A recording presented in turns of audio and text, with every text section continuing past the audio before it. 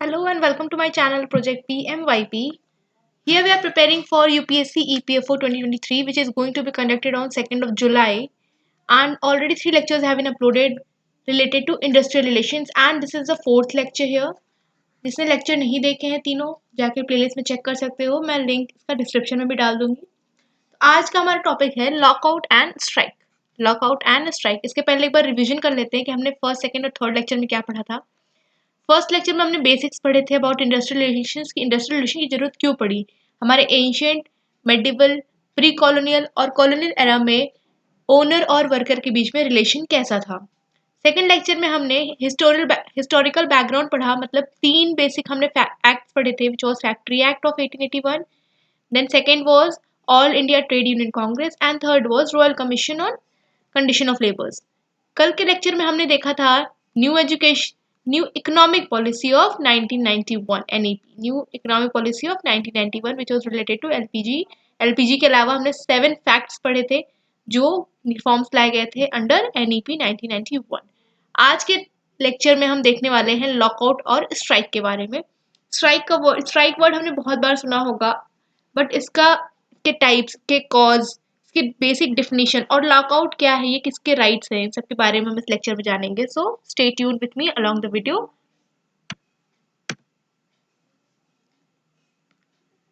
सो एक एग्जांपल से के थ्रू समझाते हैं कि मान लीजिए अगर कोई एक मिल है, शुगर मिल है, ठीक है, कोई एक फैक्ट्री है, इसका कोई ओनर होगा, राइट, इसका कोई ओनर होगा और इसमें वर्कर्स होंगे। फॉर जस्ट इमेजिन कि इसमें 2000 लेबर्स काम कर रहे हैं, इसमें 2000 वर्कर्स हैं, ठीक है, 2000 वर्कर्स हैं यहाँ पे। अब वर्कर्स की कुछ डिमांड है, ठीक है, कुछ डिमांड है, तो इन्होंने क्या किया, इन्होंने उस डिमांड को लेकर स्ट्राइक डिक्लेयर कर दी, डिक्लेयर्ड स्ट्राइक। ठीक, वर्कर्स ने कहा कि मुझे आप जो है 700 रुपीज ए डे देते हो, मुझे भाई 1400 रुपीज ए डे चाहिए, मैं स्ट्राइक पे जा रहा हूँ, या 700 देते हो, मुझे 750 चाहिए, मैं स्ट्राइक पे जा रहा हूँ। कुछ भी हो सकता है, डिमांड कोई भी डिमांड कर सकते हैं, ठीक है। तो अब ओनर के पास दो ऑप्शन बचता है, या तो कहे कि ठीक है भाई आपकी डिमांड एक्सेप्ट कर रहे हैं और आप वापस काम पे आ जाओ, आपको मैं 800 देता हूँ, मैं आपको 1400 दूंगा, ठीक है, but come back and work. या फिर दूसरा ऑप्शन क्या है, दूसरा ऑप्शन है ओनर के पास कि भैया आपको मैं कुछ नोटिस पीरियड दे रहा हूँ 14 डेज का, मैं नोटिस पीरियड के अंदर अगर आप वापस आते हो तो ठीक है, नहीं तो मैं फैक्ट्री में ताला लगा रहा हूँ, फैक्ट्री को लॉकआउट कर रहा हूँ, ठीक है। ये क्या है लॉकआउट, मतलब कि भैया फैक्ट्री में लग गया ताला, ओनर के पास तो पैसे की कमी है नहीं, वो तो अपना घर चला सकता है, बट वर्कर्स तो यहाँ पे दिहाड़ी मजदूर है, वो डेली का लेके जाते हैं, डेली खाते हैं, तो यहाँ पे ओनर को तो कोई दिक्कत नहीं होने वाली है। ये एक लॉकआउट एक सिग्नल है, सिंबल है वर्कर्स के लिए कि भैया वापस चल चलो काम पे, नहीं तो कंपनी तो अपना बंद करके बैठ जाएगा, वो हम लोग जो है हम लोगों को दूसरा काम ढूंढना पड़ जाएगा। तो ये एक तरह का साइन है लेबर्स के लिए कि वापस आ जाओ या फिर कहीं और काम ढूंढ लो, ठीक है। एक तरह का ये लॉकआउट टेम्पररी मैकेनिज्म होता है, ओनर तो ऐसा करेगा नहीं कि स्ट्राइक डिक्लेयर कर दी तो अपनी कंपनी ही बंद कर दी हमेशा के लिए, ऐसा तो करने नहीं वाला, ठीक है। तो ये एक तरह का टेम्पररी मैकेनिज्म है ओनर के लिए, एक ओनर के पास हथियार है ये। तो लॉकआउट क्या होता है, इसको बोल सकते हैं वेपन, जस्ट सेकेंड, इसको बोल सकते हैं it is a weapon with, या वेपन विथ ओनर, ये वेपन विथ ओनर है, ओनर के पास जो वेपन होता है, और ये आपका क्या है, स्ट्राइक जो है ये आपका वेपन। स्ट्राइक कौन करेगा, ओनर तो स्ट्राइक करेगा नहीं कि मेरी कंपनी में स्ट्राइक करता हूँ, वेपन विथ वर्कर्स या लेबरर्स, ठीक है, विथ वर्कर्स। तो यहाँ पे आपको बेसिक पता चल गया होगा difference between lockout and strike, ठीक है। अब कुछ टर्म्स होते हैं लीगल, इलीगल। लीगल लॉकआउट क्या होता है, लीगल स्ट्राइक क्या होती है, इलीगल लॉकआउट क्या होता है, लीगल स्ट्राइक क्या होती है। तो और किस किस केस में वेजेस मिलेंगे, किस केस में वेजेस नहीं मिलेंगे, तो ये टेबल आप बना सकते हो मेरे साथ। Illegal lockout, illegal lockout, next is legal lockout,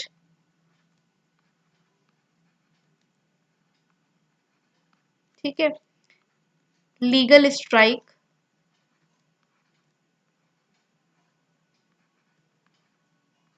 and last is illegal strike.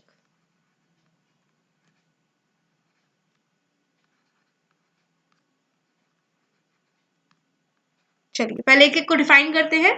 Legal strike क्या होती है, जैसे कि मान लीजिए मैं ओनर हूँ किसी मिल की, और वहां पे हमारे यहाँ पे 2000 वर्कर्स काम कर रहे हैं। मैंने कॉन्ट्रैक्ट के अंडर प्रॉमिस किया था कि मैं आपको आपसे 8 आवर्स काम कराऊंगी और मैं आपको इतना वेज दूंगी।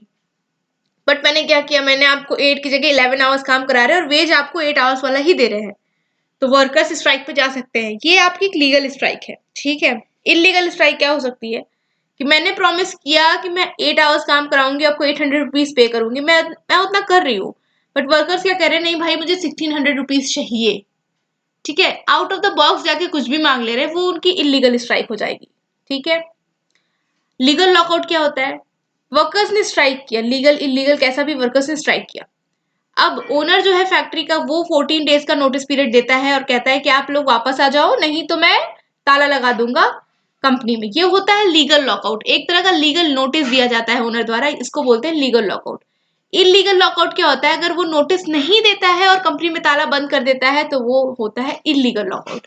तो अब इस बेसिस पे बताइए कि किस केस में वेजेस मिलेंगे, किस केस में वेजेस नहीं मिलेंगे। अगर लीगल स्ट्राइक है तो क्या वेजेस मिलेंगे? यस, लीगल स्ट्राइक है तो वेज मिलेगा, ठीक है। इलीगल स्ट्राइक है तो वेज नहीं मिलेगा। अगर इलीगल स्ट्राइक पे वेज मिलने लग जाए तो लेबरर्स तो कुछ भी मांग कर सकते हैं ना फिर, कि भैया कंपनी मेरे नाम कर दो, नहीं तो मैं तो स्ट्राइक पे जा रहा हूँ, ठीक।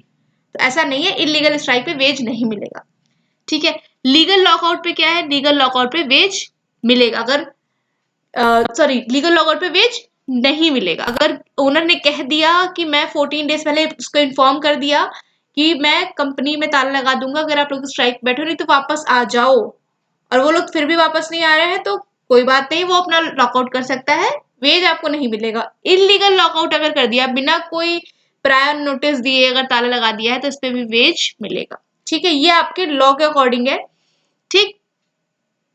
जस्ट अ सेकेंड, कंफ्यूजन दूर करने के लिए इसको सही से लिखते हैं। ओके, इलीगल लॉकआउट और लीगल स्ट्राइक पे वेज मिलता है, लीगल लॉकआउट और इलीगल स्ट्राइक पे वेज नहीं मिलता है। इसको रटने की कोशिश मत करिएगा, इसको जस्ट समझ लीजिए, समझने से आपको जल्दी तैयार हो जाएगा। लीगल स्ट्राइक मतलब किसी लेजिट डिमांड को लेकर स्ट्राइक करना, ठीक है। लेजिटिमेट डिमांड के लिए स्ट्राइक करना को लीगल स्ट्राइक बोलते हैं। इस केस में आपको वेजेस मिलेंगे।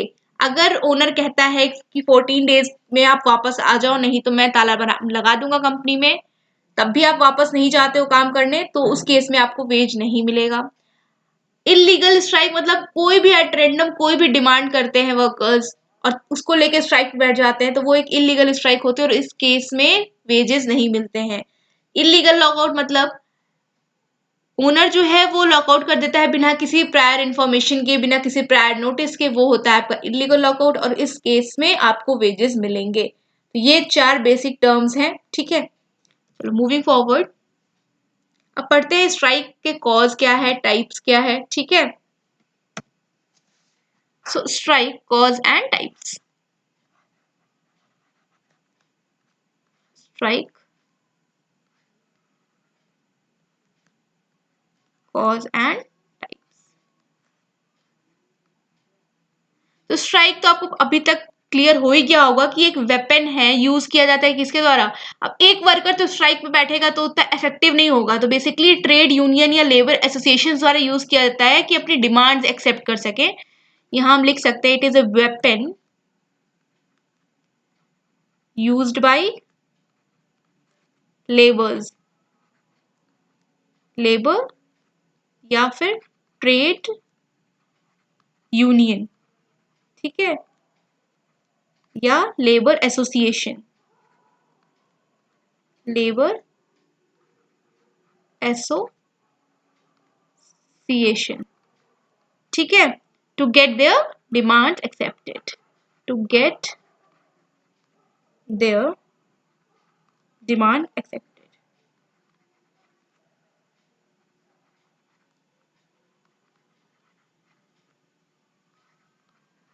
ठीक है, तो स्ट्राइक क्या है, एक तरीके का वेपन है जो कि यूज करते हैं ट्रेड यूनियन, लेबर या ट्रेड यूनियंस, ठीक है, या ट्रेड एसोसिएशन, ताकि उनकी डिमांड्स एक्सेप्ट की जाए। इसका कॉज क्या होता है, इसके बहुत सारे कॉज हो सकते हैं, तो उस कॉज को हम मेंशन करते हैं कि कॉजेस क्या क्या हो सकते हैं, ठीक है। ये आपके आंसर राइटिंग में भी हेल्प करेगा। कॉज, पहला कॉज तो ये हो सकता है कि डिले इन पेमेंट हो जाए अगर, ठीक है, कि आपको 2-3 महीने से पेमेंट ही नहीं मिल रही है, कह रहे हैं मालिक कि भैया पेमेंट कर देंगे, बट अभी कर नहीं रहे हैं, कह रहे हैं मेरे पास पैसा नहीं है, कोई भी रीजन देके डिले इन पेमेंट हो रहा है वेजेस का। ठीक है, अगला कॉज हो सकता है कि पेमेंट हो ही नहीं रही है, नॉन पेमेंट। अगला कारण क्या है? नॉन पेमेंट, कि पेमेंट भाई हो ही नहीं रही है, आपको पैसे मिल ही नहीं रहे हैं, ना ही वादा किया जा रहा है ना ही पैसे मिल रहे हैं। ठीक है, तीसरा क्या है कि मान लीजिए कि सपोज कि आपके मालिक का लैपटॉप चोरी हो गया, ठीक, और मालिक ने कहा कि आपने लैपटॉप लिया है और आपको कंपनी से निकाल दिया, इस एलिगेशन लगाकर आपको कंपनी से निकाल दिया किसी फॉल्स एलिगेशन के अंडर, फॉल्स एलिगेशन के अंडर आपको कंपनी से निकाल दिया, इसको बोलते हैं गलत आरोप लगाना। गलत आरोप लगा के कंपनी से निकाल दिया या कोई पनिशमेंट दे दी। ठीक है, नेक्स्ट क्या हो सकता है कि अच्छा मान लीजिए अदर कंपनीज में आपको मिल रहा है, बोनस मिल रहा है, या अदर कंपनीज में आपको 5 वर्किंग डेज है और आपकी कंपनी में नहीं है, तो क्या आप इस पे स्ट्राइक पे जा सकते हो? अगर आपके कॉन्ट्रैक्ट में लिखी हुई चीजें, आपको प्रॉमिस्ड चीजें मिल रही हैं, तो ही आप स्ट्राइक पे जा सकते हो।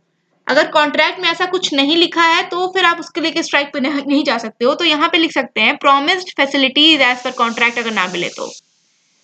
ठीक है, do not owner do not provide promised facilities।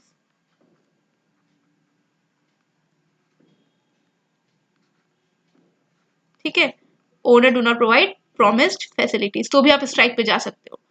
ठीक है, ये कुछ 3-4 रीजंस हैं, और भी बहुत रीजंस हो सकते हैं। आप सोच सकते हो या तो डिले इन पेमेंट हो गया, या मेडिकल फैसिलिटीज नहीं दी जा रही है और कहा है आपको कि मेडिकल फैसिलिटीज मिलेंगी बट फिर भी नहीं मिल रही है। ठीक है, तो कई कई सारे कॉजेस हो सकते हैं स्ट्राइक के लिए। ठीक, अब आता है मेन इसका, इस पूरे लेक्चर का, जो कि है टाइप्स ऑफ स्ट्राइक। क्या है? Types of strike. एक एक करके देखेंगे सारी टाइप्स। ठीक है, जो मेन टाइप्स हैं वही हम यहाँ देख रहे हैं। ठीक, तो पहला आपका है हंगर स्ट्राइक। जी हाँ, ये वही हंगर स्ट्राइक है जो गांधी जी ने सबसे पहले की थी अहमदाबाद मिल स्ट्राइक के टाइम पे, हंगर स्ट्राइक। ठीक है, गांधी जी वाली कब हुई थी? 1818 में। इसमें क्या है, तो नाम से ही क्लियर है कि खाना नहीं खाएंगे वर्कर्स। ठीक है, डू नॉट ईट फूड, खाना नहीं खाएंगे और स्ट्राइक पे बैठ जाएंगे। तो भाई यहाँ पे तो मालिक को भी लगेगा ना कि खाना नहीं खा रहे हैं, विच मीन्स कि कुछ बहुत इंपॉर्टेंट, बहुत जरूरी डिमांड है, इसी वजह से वो लोग काम नहीं कर रहे। ठीक है, तो ओनर का भी ध्यान इसकी तरफ अट्रैक्ट होगा और ओनर जानने की कोशिश करेगा कि यहाँ पे क्या ऐसी बात है जिसकी वजह से ये हंगर स्ट्राइक पे फूड खाना ही नहीं खा रहे। तो ये होता है आपका हंगर स्ट्राइक। सेकेंड होती है आपकी टोकन प्रोटेस्ट या स्ट्राइक। टोकन प्रोटेस्ट या टोकन स्ट्राइक भी बोल सकते हो, टोकन प्रोटेस्ट या स्ट्राइक। अब ये क्या है टोकन प्रोटेस्ट स्ट्राइक? इसमें ये होता है कि वर्कर्स काम करने के लिए तो आएंगे, ठीक है, काम करेंगे भी, बट वो लोग कहेंगे कि दिन का, जैसे फॉर एग्जाम्पल आपको 9 to 5 काम करना है, वो 9 to 4 काम करेंगे और 4 to 5 डेली 1 घंटा स्ट्राइक बैठेंगे कि कोई छोटी सी डिमांड है उसको लेकर वो स्ट्राइक बैठे हैं कि भाई जब तक डिमांड पूरी नहीं होगी हम 9 to 3 काम करेंगे, 3 to 5 हम डेली 2 घंटा स्ट्राइक बैठेंगे, या 4 to 5 डेली 1 घंटा हम स्ट्राइक बैठेंगे। ठीक है, इसको लिख सकते हैं कि for small time of a day, small for small part of a day,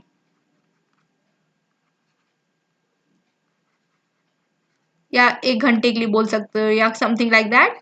ठीक है, कि थोड़े टाइम के लिए स्ट्राइक में बैठे हैं, इसको बोलते हैं टोकन प्रोटेस्ट या टोकन स्ट्राइक। ठीक, बाकी दिन तो पूरा काम कर रहे हैं बट थोड़े टाइम के लिए स्ट्राइक बैठ जा रहे हैं अपनी डिमांड्स को लेकर।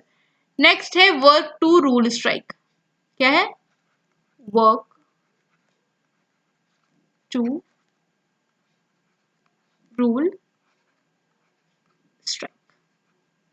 वर्क टू रूल स्ट्राइक, ये आपकी थर्ड टाइप ऑफ स्ट्राइक है। इसमें क्या होता है कि सपोज कि आपको लगा कि कंपनी में कुछ गड़बड़ चल रहा है या कुछ खराब हो रहा है या कुछ गलत है, तो आप जाते हो अपने मालिक से बोलते हो, बॉस से बोलते हो कि सर ऐसा कुछ है। तो और वहां पे क्या होता है कि बॉस आपको डांट देता है कि अबे तू अपने काम से काम रख, फालतू में इधर उधर टांग मत अड़ा, कुछ भी बोल देता है। ठीक है, तो फिर आप हो जाते हो गुस्सा, फिर आप चुपचाप चले आते हो अपने डेस्क पे, अपना काम करने लगते हो कि भाई मैं तो काम करूंगा, अब कंपनी में कुछ भी हो जाए मैं काम करूंगा, मशीन खराब हो जाती है फिर भी आप अपना काम कर रहे हो। ठीक है, कुछ भी खराब हो रहा है आप अपना काम करो, उसको कोई मतलब नहीं है कि आप जाके मालिक को इन्फॉर्म करो, अपने ओनर को या जो भी आपका बॉस उसको इन्फॉर्म करो कि भैया ये खराब हो गया, देख लो काम इससे धीरे हो रहा है या फिर वो प्रोडक्टिविटी निकल के नहीं आ रही, कंपनी लॉस में जा रही इस वजह से ना। आपको जो काम दिया गया आप वो काम करो, अपने काम से काम मतलब रख रहे हो। तो ये होता है वर्क टू रूल, भैया जितना मुझे बोला गया मैं उतना ही करूंगा, मैं उससे ज्यादा एक ईंटा नहीं उठाऊंगा। ये होता है वर्क टू रूल स्ट्राइक। ये एक तरह से खुन्नस निकालने के लिए या तो फिर कह सकते हैं, ठीक है, ये कोई इसका यही बेसिक मतलब है कि जितना कहा गया मैं उतना करूंगा, क्योंकि पिछले पहले आप कुछ अच्छा करने जा रहे थे, कुछ अच्छा सोच रहे थे कंपनी के लिए, बट आपको वहां डांट पड़ जाती है, तो आप सोचते हैं कि भैया मुझे जितना कहा जाएगा मैं उतना ही करूंगा। Very very rigid kind of behaviour रख के अपना काम करते हैं, ठीक है। ये होता है वर्क टू रूल स्ट्राइक, ठीक है। अगले तरीके का स्ट्राइक है जनरल स्ट्राइक। क्या है? General strike.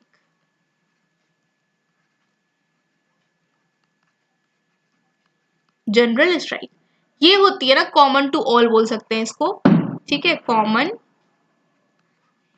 टू ऑल, ठीक है। इसमें क्या है कि ये स्ट्राइक सबके लिए है, ठीक। जैसे कि फॉर एग्जाम्पल एक छोटा सा एग्जाम्पल देते हैं कि कोई गवर्नमेंट जॉब क्यों ज्वाइन करता है। बेसिक रीजन क्या है गवर्नमेंट जॉब ज्वाइन करने के पीछे? कि सेफ्टी रहती है हमारे टेन्योर की, ठीक है, एक स्टेबिलिटी रहती है गवर्नमेंट जॉब में। लोग यही बेसिक माइंडसेट रख के गवर्नमेंट जॉब ज्वाइन करते हैं, ठीक है। तो अगर कोई और सबसे बड़ी बात कि हमें पेंशन मिलेगी, पहले तो ये भी माइंडसेट रहता था कि हमें पेंशन मिलेगी, बुढ़ापे का सहारा रहेगा, 60 के बाद भी हमें कुछ सोचना नहीं पड़ेगा। अब क्या हुआ, गवर्नमेंट ने कहा भाई हम पेंशन को खत्म कर रहे हैं, पेंशन हो गई खत्म। तो हमने तो सोचा था ना कि भाई ये तो मेरा मेरा मोटिवेशन था गवर्नमेंट जॉब में आने का कि मुझे तो पेंशन चाहिए थी, अब वो पेंशन ही खत्म हो गई। तो वो फिर एजुकेशन, सपोज टीचर्स की पेंशन खत्म कर दी गई, ठीक है, या स्टेट गवर्नमेंट उत्तर प्रदेश के अंदर जितने एम्प्लॉयज हैं स्टेट एम्प्लॉयज उनकी पेंशन खत्म कर दी गई। तो वो सभी एम्प्लॉयज के लिए कॉमन है, सभी एम्प्लॉयज एक साथ स्ट्राइक पे बैठेंगे, इसको बोलते हैं कॉमन टू ऑल स्ट्राइक। या सपोज करो एक बैंक है XYZ जिसके ब्रांचेस पूरे इंडिया में फैले हुए हैं, ठीक है। अगले दिन हमारे प्राइम मिनिस्टर जी अनाउंस कर देते हैं कि XYZ बैंक की सारी ब्रांचेस, XYZ बैंक जो है वो प्राइवेटाइज हो रहा है। तो अब उस बैंक के जो कर्मचारी हैं वो तो भाई एग्जाम निकाल के वहां पहुंचे कि हम तो गवर्नमेंट जॉब कर रहे हैं, सरकारी नौकरी कर रहे हैं, हमें तो भाई सरकारी नौकरी वाला दहेज मिलने वाला है, हम तो सरकारी नौकर हो गए, ठीक है। ये सब सोच के उनके दिमाग में ये सब माइंडसेट चल रहा है। लेकिन एकाएक अगले दिन जो है अनाउंसमेंट हो गई कि आपका बैंक तो भाई प्राइवेट होने वाला है, तो फिर उनको तो लगेगा झटका। तो उस बैंक के ऑल ओवर इंडिया के सारे इंप्लॉइज जो है वो स्ट्राइक पे चले जाएंगे। तो इसको बोलते हैं जनरल स्ट्राइक या कॉमन टू ऑल स्ट्राइक, ठीक है। और एक नेक्स्ट तरह की स्ट्राइक होती है टाइप नंबर 5। ये है आपकी stay in, sit down, pen down. Stay in, sit down, pen down,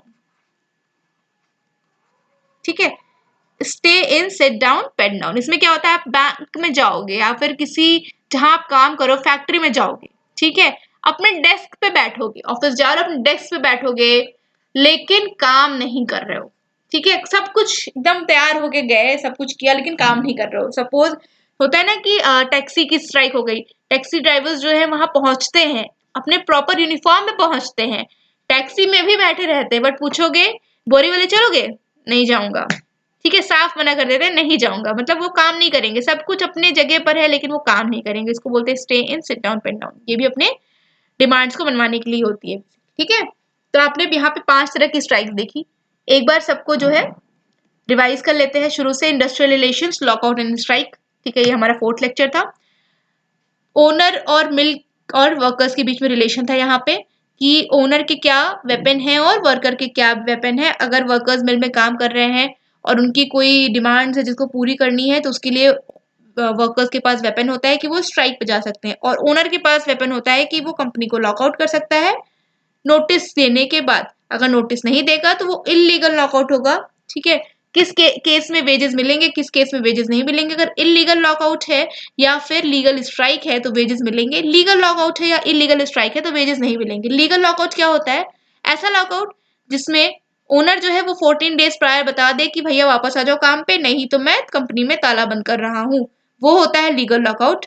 legal strike क्या होता है? किसी लेजिट रीजन के लिए स्ट्राइक पे जाना कि जो आपको प्रॉमिस किया गया है वो नहीं दिया जा रहा है, तब आप स्ट्राइक पे जा रहे हो, वो होता है लीगल स्ट्राइक। इलीगल स्ट्राइक मतलब कोई भी एट रैंडम डिमांड को लेकर स्ट्राइक पे बैठना। इलीगल लॉकआउट क्या होता है कि बिना किसी प्रायर नोटिस के कंपनी में ताला लगा देना, ठीक है, उसको बोलते हैं illegal lockout. Strike cause and types. Strike क्या होता है? ये एक वेपन है जो कि ट्रेड यूनियन या ट्रेड एसोसिएशन यूज करता है अपने डिमांड्स को एक्सेप्ट कराने के लिए। इसके कॉज कई सारे हो सकते हैं, जैसे delay of payment, non payment, false allegations, ठीक है, प्रॉमिस फैसिलिटीज ना प्रोवाइड किए जाना, ठीक। Types of strike, hunger strike. Hunger strike first time कब हुई थी आपकी? गांधी जी की फर्स्ट हंगर स्ट्राइक कब थी? जो कि Ahmedabad, it was Ahmedabad mill strike. इसमें क्या था, वर्कर्स कह रहे थे कि भाई सेकेंड वर्ल्ड वॉर खत्म हो चुका है और जो कॉस्ट है वो बहुत ज्यादा, कॉस्ट ऑफ लिविंग बढ़ चुकी है, तो प्लीज हमारी सैलरीज को 50% राइज कर दिया जाए। तो यहाँ पे गांधी जी पहुंचते हैं, गांधी जी को लगता है कि कुछ ज्यादा ही डिमांड हो रही, तो उन्होंने वो कहते हैं कि भाई इतना ज्यादा मत मांगो, कुछ कम डिमांड कर लेते हैं, अप्रॉक्स 33% तक कहते हैं कि ठीक है इतना परसेंट हाइक मांग लो।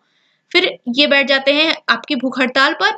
और फिर वहां के ओनर्स को लगता है कि भाई इतना कुछ कोई इंसान है, भारी भरकम इंसान आया है जिसकी बातों को इतने सारे लोग मान रहे हैं, तो मतलब कुछ तो दम है, तो वो लोग मान जाते हैं इस डिमांड। ये होती है आपकी हंगर स्ट्राइक की, खाना ही नहीं खाना, जिसको लेकर आपके ओनर्स कंसर्न हो जाए और बेसिकली आपकी डिमांड्स मान ले। टोकन स्ट्राइक मतलब काम पे जाओगे, काम करोगे, बस काम का कुछ पार्ट ऑफ द डे आप काम नहीं करोगे, जैसे कि आपका 9 घंटे की ड्यूटी, आप 7 घंटे काम करोगे, 2 घंटे स्ट्राइक बैठोगे कि भाई 2 घंटे हम स्ट्राइक पे हैं, हम काम नहीं कर रहे बिकॉज हमारी ये डिमांड्स है, ठीक है। अगला है वर्क टू रूल स्ट्राइक की बुक, रूल बुक के हिसाब से आप काम करोगे, ठीक है, जितना दिया है उतना ही काम करोगे, उससे एक्स्ट्रा कंपनी के बेनिफिट के लिए या कुछ भी हो जाए आप उससे ज्यादा काम नहीं करोगे। जनरल स्ट्राइक जो कि कॉमन होती है सबके लिए, चाहे वो कोई एक डिपार्टमेंट हो, चाहे वो कोई एक इंस्टीट्यूशन, कुछ भी हो, कंट्री हो, स्टेट हो, कोई डिपार्टमेंट हो, सबके लिए कॉमन होती है। जैसे फॉर एग्जाम्पल कि किसी स्टेट में पेंशन खत्म कर दिया जाना, तो उस स्टेट के सारे गवर्नमेंट एम्प्लॉयज स्ट्राइक पे चले जाए। या फिर किसी एक कंपनी, कोई गवर्नमेंट फर्म है वो प्राइवेटाइज हो जाए कल को, पूरे इंडिया में उस फर्म के एम्प्लॉयज जो है स्ट्राइक पे चले जाए, वो होता है general strike. Last is stay in sit down pen down strike, मतलब आप काम करने के लिए जाओगे, काम करने बैठोगे भी बट काम नहीं करोगे। फॉर एग्जाम्पल अगर बैंक वाले अगर स्ट्राइक कर सकते हैं इस तरीके की कि बैंक में गए, बैठ भी गए बट काम नहीं किया, या फिर टैक्सी ड्राइवर्स का मैंने एग्जाम्पल दिया था, वो भी ऐसे स्ट्राइक कर देते हैं, ठीक है।